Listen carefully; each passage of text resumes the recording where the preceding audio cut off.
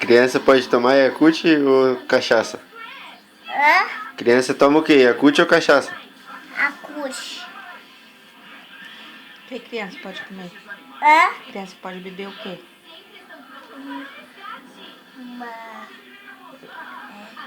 Suco. Refrigerante. Acute. Comer. Lá pra cima. O que mais? Comer com todo mundo. E beber cachaça, pode? Não! Por quê? Não pode beber cachaça. Por quê? Eu não pode.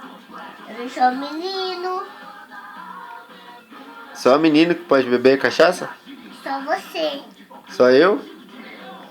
É. A gente pode beber suco. A gente pode beber refrigerante. A gente pode beber acute. A gente pode beber com todo mundo. Água. Água. Comer. Com todo mundo. Isso daí que você tá tomando é o quê? Acute. É o quê? Acute.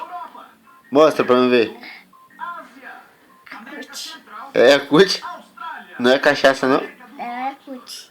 Ele é meu pai de cachaça.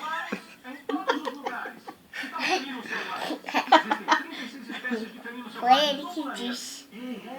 Vai bobinho. Pai Xerica. Dá tchau então, fala tchau. Tchau. Beijo. Beijo. Tá assim, ó.